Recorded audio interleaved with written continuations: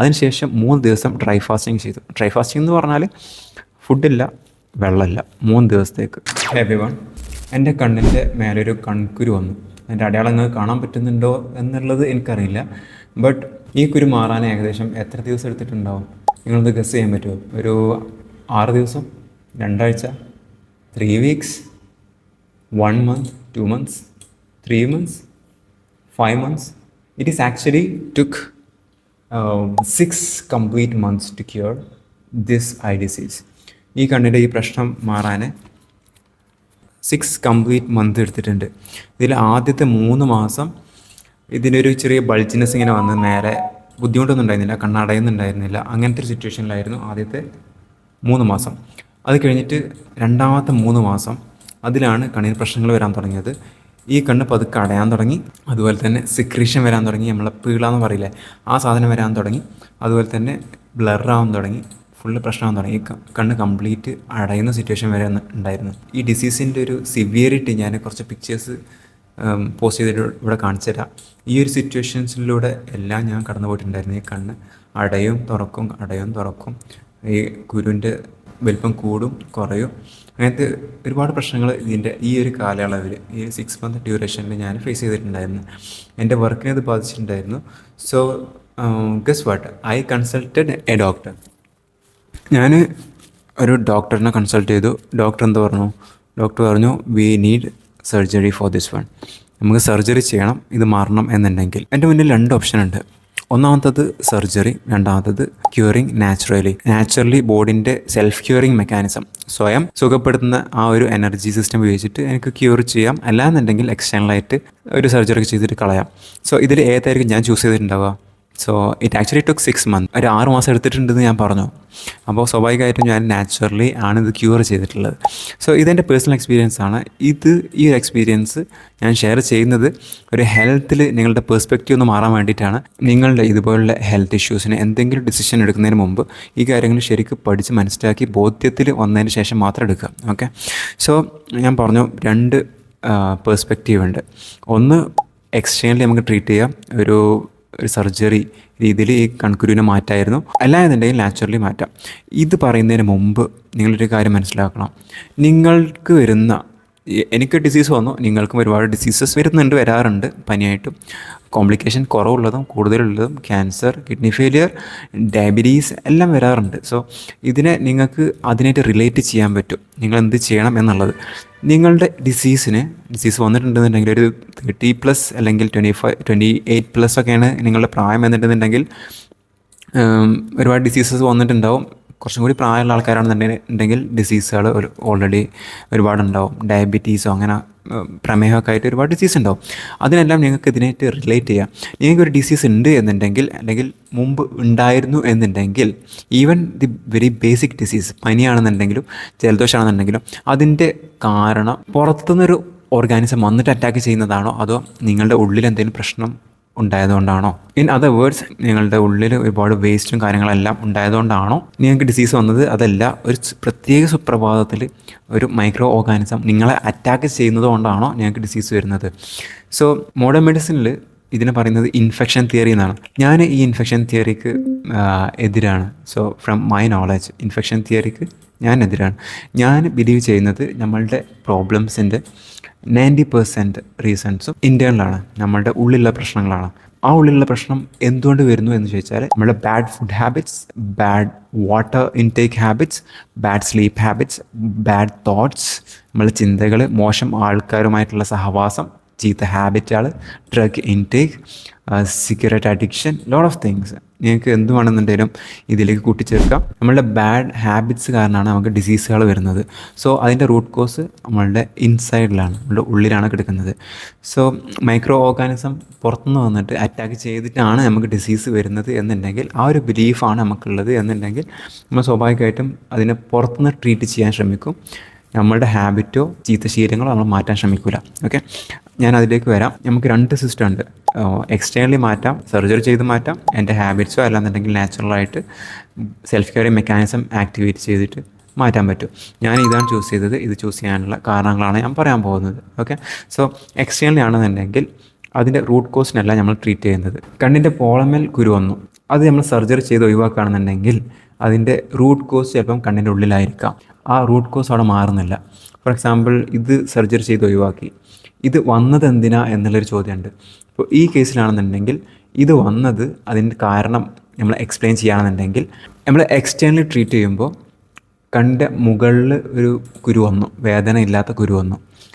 ആ കുരുവാണ് പ്രശ്നം, അവിടെയാണ് പ്രശ്നം കിടക്കുന്നത്. ആ കുരു നീക്കം ചെയ്താൽ, ഏതെങ്കിലും രീതിയിൽ കുരു മാറ്റിയാൽ ഓക്കെ, പ്രോബ്ലം സോൾവ് ഉണ്ട്.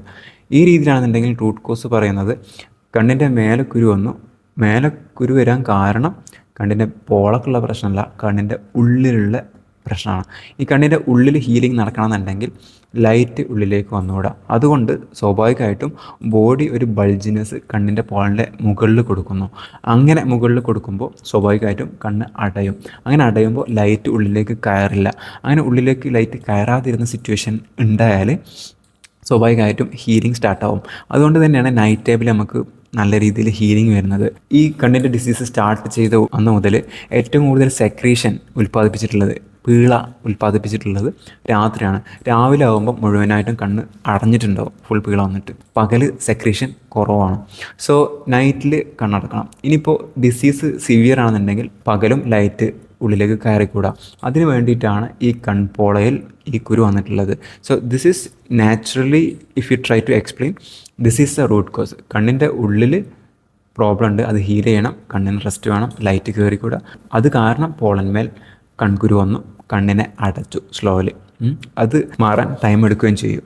സോ ഇത് റൂട്ട് കോസിനെ ട്രീറ്റ് ചെയ്യുന്നതല്ല സർജറി ചെയ്താൽ, കാരണം കണ്ണിൻ്റെ ഉള്ളിലെ പ്രോബ്ലം മാറുന്നില്ല. ഇത് റൂട്ട് കോസിനെയാണ് ട്രീറ്റ് ചെയ്യുന്നത്. കാരണം നമ്മൾ കണ്ണിൻ്റെ ഉള്ളിലെ പ്രോബ്ലം സോൾവ് ചെയ്യാൻ കണ്ണിനെ അനുവദിക്കുകയാണ് ചെയ്യുന്നത്. Okay, that is the first thing. ഈ കേസിൽ നമ്മൾ ഇതിൻ്റെ റൂട്ട് കോസ് എക്സ്റ്റേണലാണെന്ന് ചിന്തിച്ചിട്ട് എക്സ്റ്റേണലി ട്രീറ്റ് ചെയ്യുമ്പോൾ നമ്മൾ ഒരു പാഠം പഠിക്കുന്നില്ല, നമ്മളുടെ ബാഡ് ബിഹേവിയർ നമ്മൾ മാറ്റുന്നില്ല. ഈ കേസിലാണെന്നുണ്ടെങ്കിൽ ഞാൻ മനസ്സിലാക്കുന്നത് ഈ കണ്ണിൻ്റെ പ്രശ്നം വരാൻ കാരണം എൻ്റെ ബാഡ് ബിഹേവിയറാണ്, ബാഡ് ഹാബിറ്റ്സ് ആണ്. മൊബൈലിൻ്റെ അമിതമായ ഉപയോഗം, ലാപ്ടോപ്പിൻ്റെ അമിതമായ ഉപയോഗം, സ്ക്രീൻ ടൈം ഒരുപാട് കൂടുതലാണ്, ബ്ലൂ ലൈറ്റ് കണ്ടിന്യൂസ്ലി വരുന്നു. വർക്ക് ഫ്രം ഹോം ചെയ്തിരുന്ന ടൈമിൽ രാത്രി 12 മണി വരെ ഞാൻ വർക്ക് ചെയ്യുമായിരുന്നു. 9 മണിക്ക് ഉറങ്ങേണ്ട ടൈമിൽ 12 മണിക്ക് ഞാൻ വർക്ക് ചെയ്യുമായിരുന്നു. Sometimes I use mobile phone till 1 AM. പല ടൈമുകളിലും മൊബൈൽ ഫോൺ 1 AM വരെ ഉപയോഗിക്കാറുണ്ടായിരുന്നു. അതിലെല്ലാം ബ്ലൂ ലൈറ്റാണ് വരുന്നത്. സ്വാഭാവികമായിട്ടും സ്ലീപ്പ് ഡിസ്റ്റർബ് ആവും, കണ്ണിന് പ്രശ്നമാണ്, കണ്ണിന് റെസ്റ്റ് ഇല്ല, ബോഡിക്ക് റെസ്റ്റ് ഇല്ല, മൈൻഡിന് റെസ്റ്റ് ഇല്ല. So this behaviour I need to change. For that reason I got this disease. ആ ഒരു കാരണത്താലാണ് എനിക്ക് ഡിസീസ് വന്നത് എന്ന് മനസ്സിലാക്കുന്നിടത്ത് I will try my best to change my behaviour. എൻ്റെ ബിഹേവിയർ ചേഞ്ച് ചെയ്യാൻ ഞാൻ അതികഠിനമായ പ്രയത്നിക്കും. അതിന് നമ്മളുടെ ബിഹേവിയറും പേഴ്സണൽ ഗ്രോത്ത് ഉണ്ടാവും. സോ സ്വാഭാവികമായിട്ടും റൂട്ട് കോസ് മാറുന്നുണ്ട്, നമ്മൾ ഒരു പാഠം പഠിക്കുന്നുണ്ട്, നമ്മളുടെ ഹാബിറ്റ് ചേഞ്ച് ആവുന്നുണ്ട്. ഹാബിറ്റ്സ് ചേഞ്ച് ആവുന്നുണ്ടെങ്കിൽ കുറച്ച് പണിയാണ്. അതിന് ഇതേപോലത്തെ ഫീഡ്ബാക്ക് ബോഡി തരണം. അങ്ങനെ ബോഡി ഇതുപോലത്തെ ഫീഡ്ബാക്ക് തരുമ്പോൾ ആ ഫീഡ്ബാക്ക് ഒബ്സർവ് ചെയ്തിട്ട് അതിനനുസരിച്ചിട്ട് നിന്ന് കൊടുക്കുക എന്നുള്ളത് മാത്രമാണ് നമ്മൾ ചെയ്യേണ്ടത്. That is what I learned. ഞാനിത് പറയുന്നത് വെറുതെ പറയുന്നതല്ല.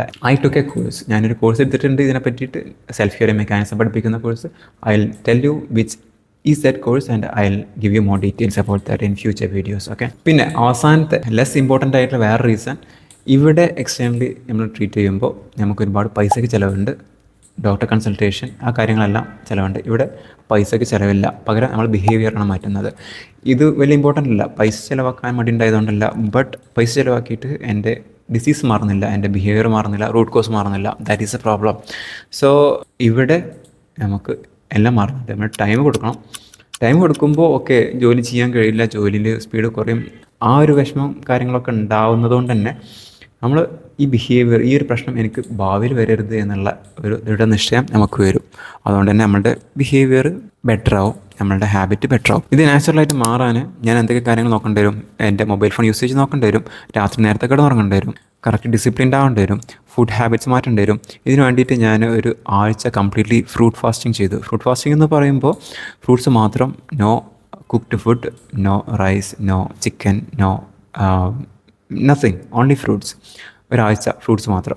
അതിനുശേഷം 3 ദിവസം ഡ്രൈ ഫാസ്റ്റിംഗ് ചെയ്തു. ഡ്രൈ ഫാസ്റ്റിംഗ് എന്ന് പറഞ്ഞാൽ ഫുഡില്ല, വെള്ളമില്ല, 3 ദിവസത്തേക്ക്. സോ ഇത്രയും ഞാൻ ചെയ്യണമെന്നുണ്ടെങ്കിൽ ഇതിൻ്റെ ബുദ്ധിമുട്ട് എത്രത്തോളം ഉണ്ടായിട്ടുണ്ടാവും. ഇത് കാരണം പ്രൊഡക്റ്റീവ് ആവാത്ത സിറ്റുവേഷൻ, ഒരുപാട് കമ്പ്യൂട്ടർ ഉപയോഗിക്കാൻ പറ്റാത്ത സിറ്റുവേഷൻ, വർക്കിൽ ഫോക്കസ് ചെയ്യാൻ പറ്റാത്ത സിറ്റുവേഷൻ, അങ്ങനത്തെ ഒരുപാട് സിറ്റുവേഷൻസ് ഫേസ് ചെയ്തുകൊണ്ടാണ് ഇത്തരം കാര്യങ്ങൾ ചെയ്യാൻ പറ്റിയത്. അതുകൊണ്ട് തന്നെ എൻ്റെ ബിഹേവിയർ നല്ല രീതിയിൽ ചേഞ്ച് ആയിട്ടുണ്ട്. ഫുഡ് ഇൻടേക്കും വെള്ളത്തിൻ്റെ ഇൻടേക്കും അതിലൊക്കെ നമുക്ക് കൺട്രോൾ ചെയ്യാൻ പറ്റും. സോ നമ്മളെ ബിഹേവിയർ മാറണമെന്നുണ്ടെങ്കിൽ, നമ്മളെ തെറ്റായിട്ട് ജീവിതശൈലി മാറണം എന്നുണ്ടെങ്കിൽ ഇതുപോലത്തെ ഡിസീസുകൾ നമുക്ക് വരണം. ജീവിതശൈലി തെറ്റായതുകൊണ്ടാണ് ഡിസീസസ് വരുന്നത്, നമ്മൾ മനസ്സിലാക്കണം. ഇനി നിങ്ങൾക്ക് എന്തെങ്കിലും ഡിസീസ് വന്നിട്ടുണ്ടോ, സിവിയർ ഡിസീസ്, അല്ലെങ്കിൽ നിങ്ങൾ എന്തെങ്കിലും ഡിസീസ് ഇപ്പോൾ ഫേസ് ചെയ്തുകൊണ്ടിരിക്കുന്നുണ്ടോ, അത് നിങ്ങളെ ഫങ്ഷണലി കാര്യങ്ങളൊന്നും ചെയ്യാൻ വിടാതെ നിങ്ങളെ സ്റ്റക്കാക്കി നിർത്തുന്നുണ്ടോ, നിങ്ങളെ ബെഡിലേക്ക് ഒതുക്കി കൂട്ടുന്നുണ്ടോ എന്നുണ്ടെങ്കിൽ you need to change your behaviour. The root cause is inside you. ഡയബറ്റീസിൻ്റെ റൂട്ട് കോസ് ഇൻസൈഡാണ്, ഫുഡ് ഇൻടേക്ക് ഹാബിറ്റ്സ് ആണ്. അത് മാറ്റാതെ മാറില്ല. Cancer, it's all about our behaviour. നമ്മളുടെ ബിഹേവിയറാണ്. നമ്മൾ പുറത്തേക്കത് കൊടുക്കരുത്. പുറത്തേക്ക് കൊടുത്താൽ നമ്മൾ ഉള്ളിൽ ഫിക്സ് ചെയ്യാൻ ശ്രമിക്കുകയില്ല. You need to fix it inside. Otherwise there is no freedom from this health issues. നിങ്ങൾക്ക് ഭയമൊന്നും ഇല്ലാതിരിക്കാനും ഒരു സമാധാനം ഉണ്ടാവാനും ഹെൽത്തിൻ്റെ കാര്യത്തിൽ ബേജാറാവാതിരിക്കാനും വേണ്ടിയിട്ടാണ് I'm telling this one. Okay, so പനിയായാലും ജലദോഷമായാലും ഏത് ഡിസീസ് ആയിക്കോട്ടെ, the root cause is inside your behaviour. നിങ്ങളുടെ ബിഹേവിയറാണ് ഇതിൻ്റെ റൂട്ട് കോസ്. ആ ബിഹേവിയർ മാറ്റണം. That is the best way to cure any of your diseases. All the best. Be healthy. Okay, health is wealth. Be healthy. Okay, all the best.